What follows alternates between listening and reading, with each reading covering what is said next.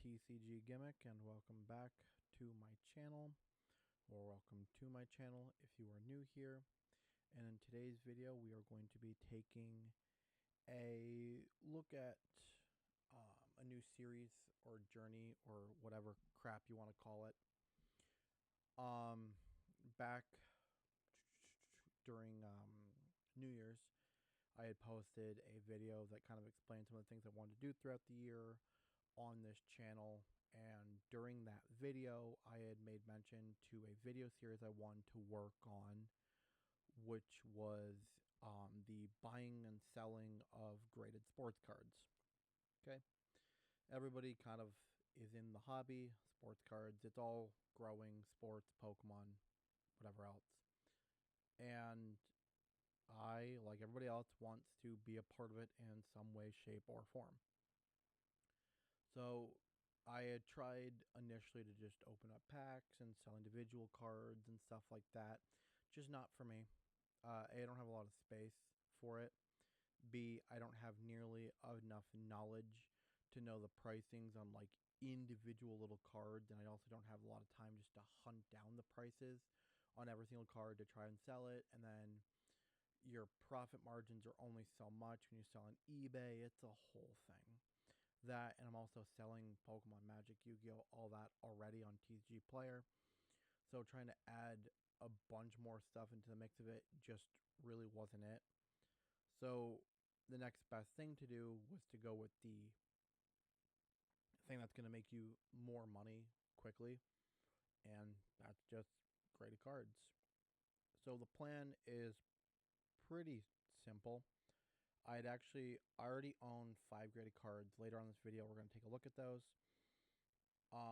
But I had recently got back 2 cards from PSA, and with those 2 cards, along with the other 3 that I have, is going to be my starting point for the cards that I have that I'm going to try and sell, and then use the money that I get from selling those cards to either buy more stuff, yada yada yada. We'll go through that also here in a second. I got a Google Docs page. I'm real professional.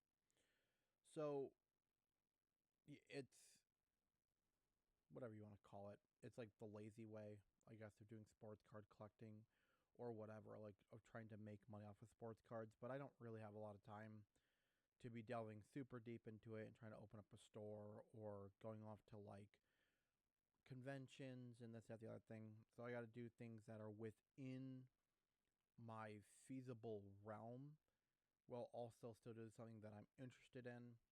And then, like I said, it's just trying to see if I can potentially make a profit off of it, which is never guaranteed. It really depends on how much work you can put into it, like the time that you can put into it and stuff like that.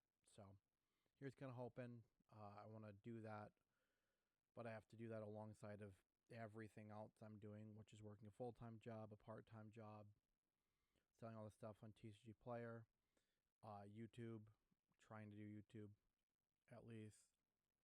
I want to get into a trading card journey at some point in time soon, in which I'll do like Pokemon, like an overarching is like Pokemon, and then like Magic and Yu-Gi-Oh and stuff like that too for graded cards as well.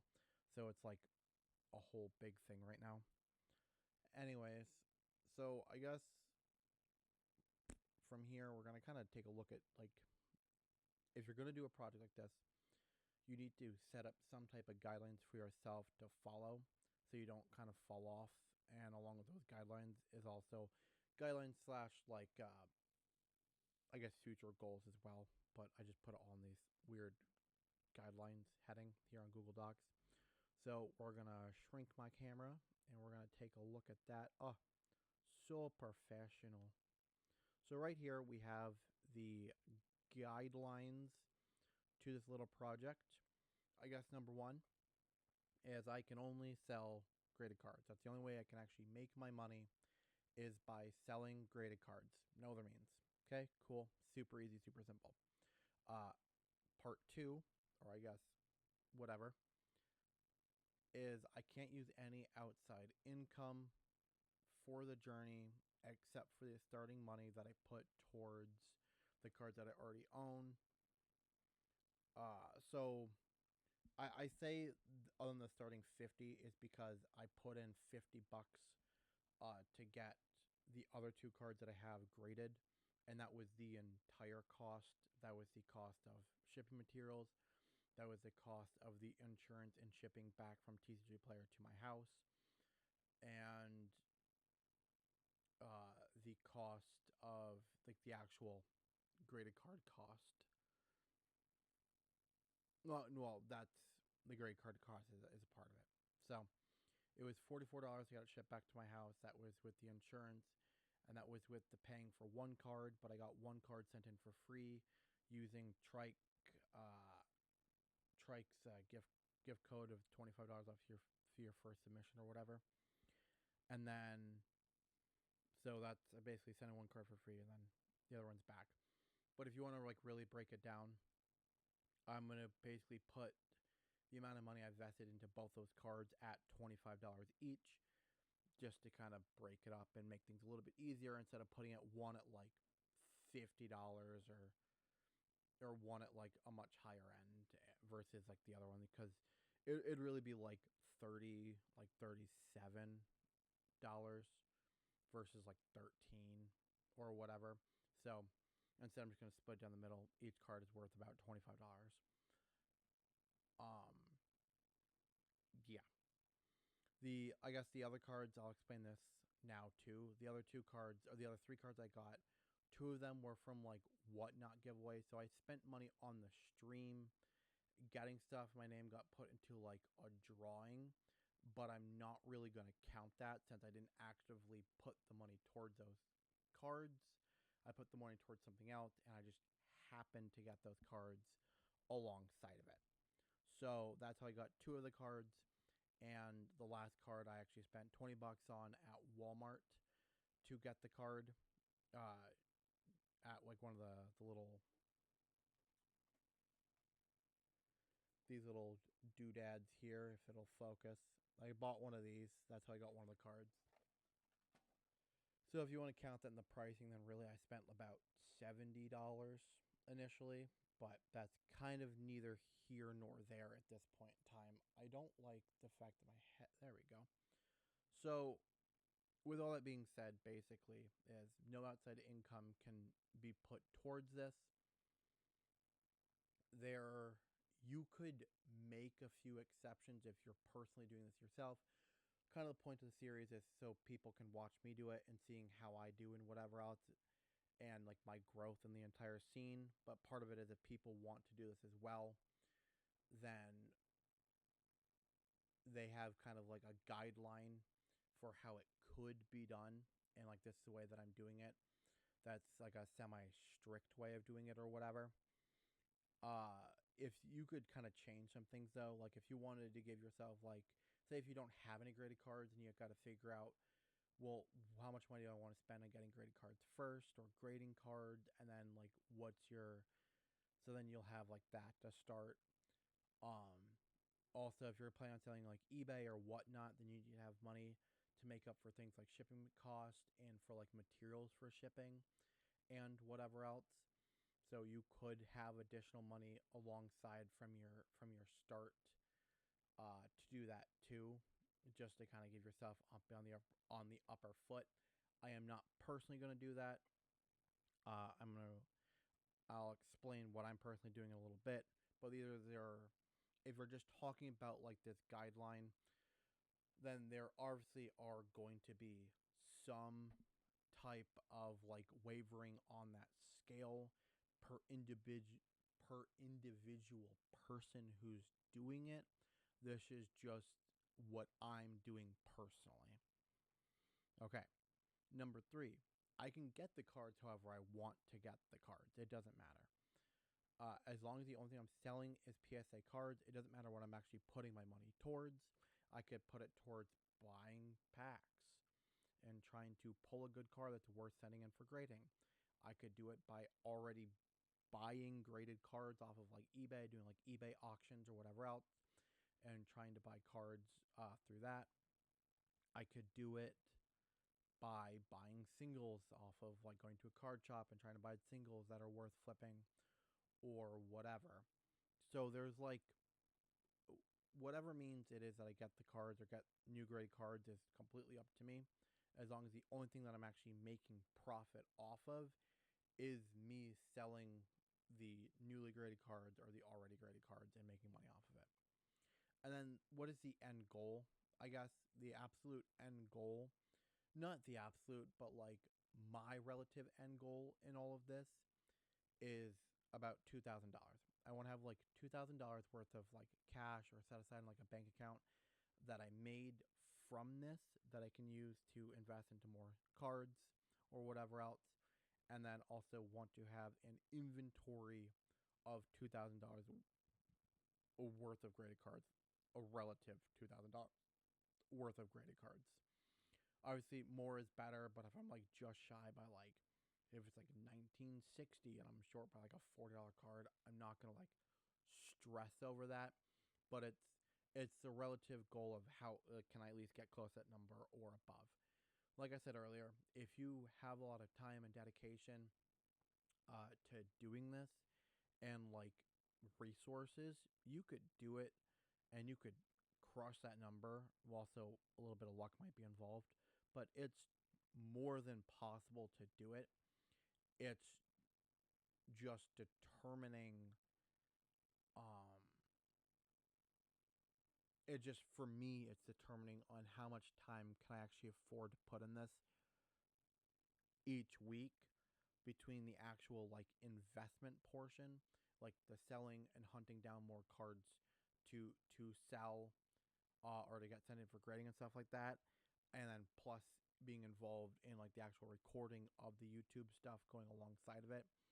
So there is like a lot of balance I need to figure out with myself.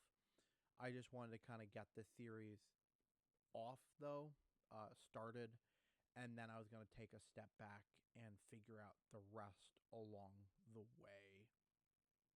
Uh, and it'll kind of come and go though. I'm not going to like stick myself with like a hard, well, 10 hours a week or a hard 20 hours a week or whatever. Because some weeks I might be able to get only like 5 or 6 hours into it. And some weeks I may be able to get like 30 or 40 hours into doing it.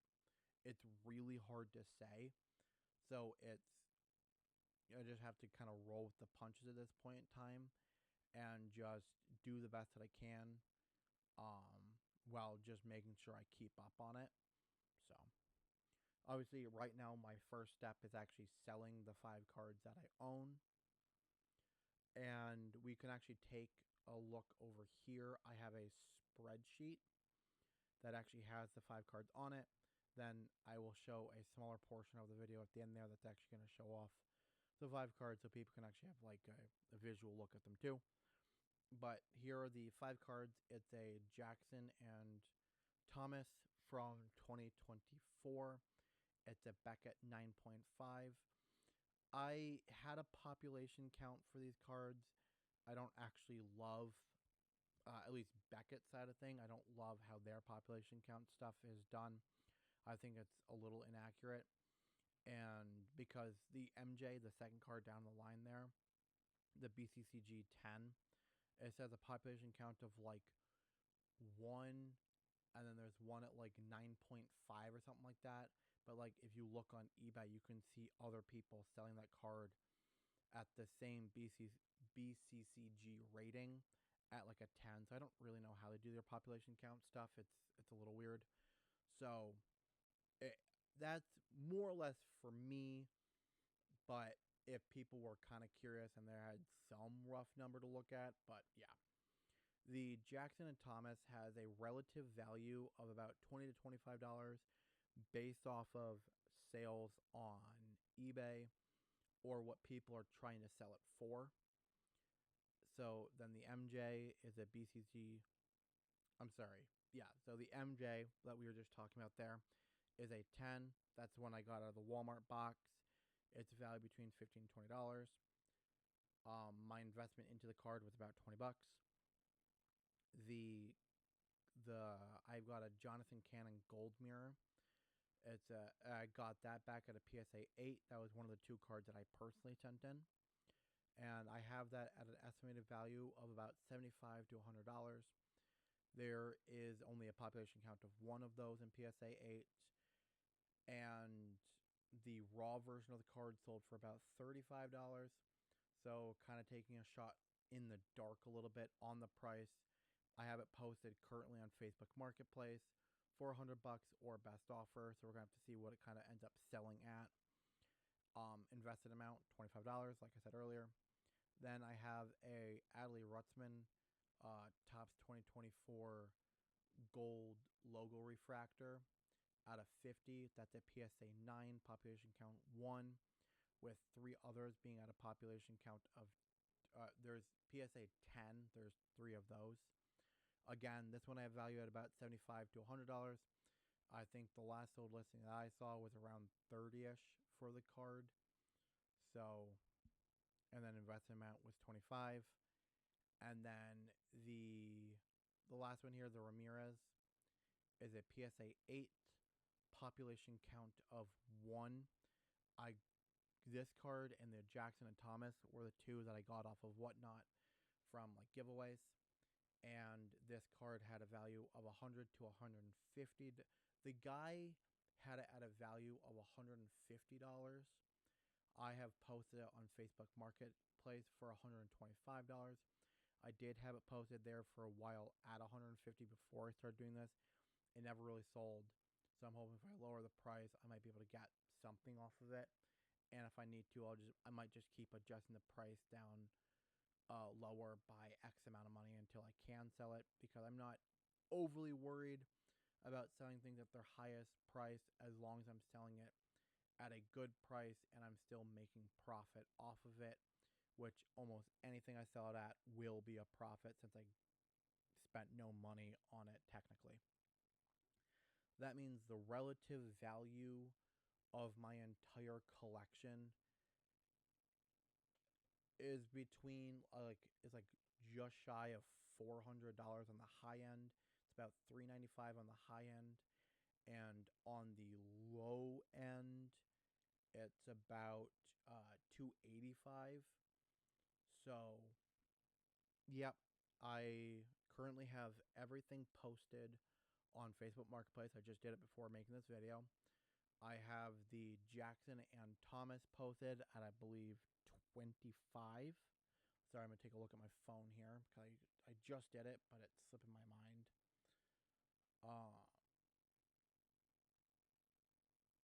It says that they're still in review for whatever reason. Okay, I can say this much. Ramirez is at 100. The Adley and the Jonathan Cannon are both at 100 as well.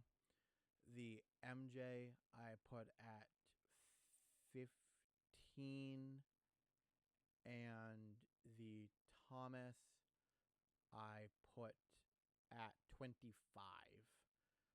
But I also put everything on there as a best offer.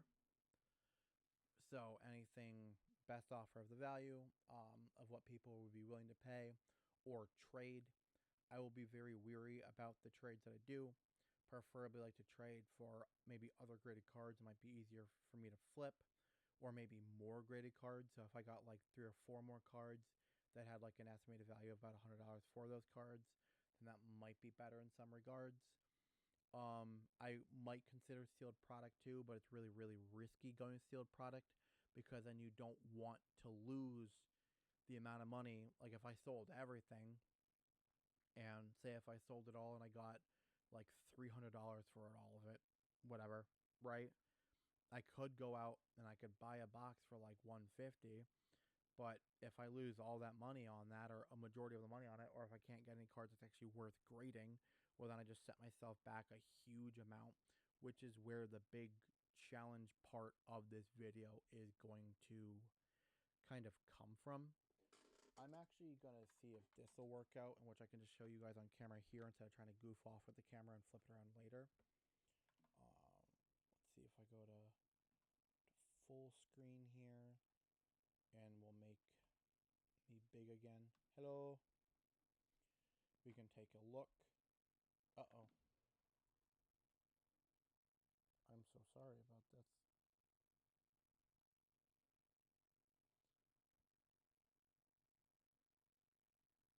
This is the Ramirez.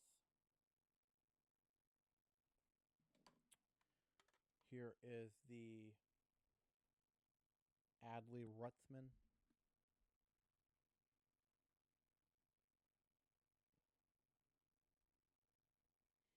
There's like a really bad glare. I'm so sorry. This is the Jonathan Cannon.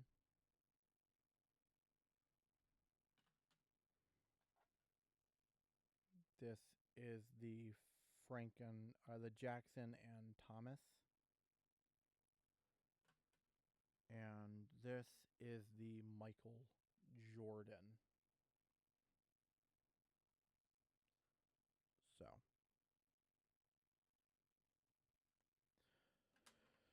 you can also see all these cards on my Instagram. I actually have a sports Instagram. It is TCG, uh, TCG Sports, or something like that, or Gimmick Sports, or TCG Gimmick Sports. Can't. I will. I'll look it up now, but I can try and post a link somewhere in the description so people can go take a look at that. Not the TCG Gimmick, but Sports Card Gimmick. Sports Card Gimmick is the name of the Instagram that I have for all of my sports card stuff related to this channel. So if you want to get better pictures of stuff like that of everything, go take a look at them over there. I will be posting all the graded cards that I get over there as well. There is a chance that I sell some of the graded cards on there. If people are interested in that, if I get like a big enough following on there, then there's a chance I could just start selling the sports cards on there, which would be super helpful. There is a chance that at some point in time, if things go really well, I might start selling on Whatnot as well. Definitely, if I get like a nice collection of graded cards, going over there might be a good idea. So yeah, this is kind of the idea of the series. So the videos that should be expected in the future will be at least a monthly update video, talking about where I am now with the money that I've made, the cards that I have sold, what I personally have in my collection now, and then maybe like updating prices or whatever. And then you might see periodic videos. Hopefully you'll see periodic videos throughout the months of me trying to open up product to get some nice stuff, or showing me going after bids on eBay and whether or not I win them, and whether or not there's good money for me to win them or not, and stuff like that. So yeah, that should be about it. I hope you guys enjoyed this video. Please like, comment, and subscribe to my channel. I'm at 158 subs right now. I'm trying to reach a goal. The original goal was like 170 or something like that, 170, 180 by the end of the year. Obviously, if I could crush that, that'd be lovely. But that's like the small goal, and it shouldn't be that hard to achieve. So if you guys want to help me out, please subscribe to my channel. Let me know down below what you think of the concept of this video and what you guys might do differently or whatever else. Anything, any type of constructive criticism is always appreciated. But like I said, constructive criticism, I don't want anybody being rude or hateful or whatever. I will snap back at you to some extent if it's like goes too far. I got a pretty hard shell. I can take a lot of things, but there is like a certain level of like just be nice. There's no reason for it. So, anyways, thank you guys for watching. And I'll see you guys in another video here soon. Peace.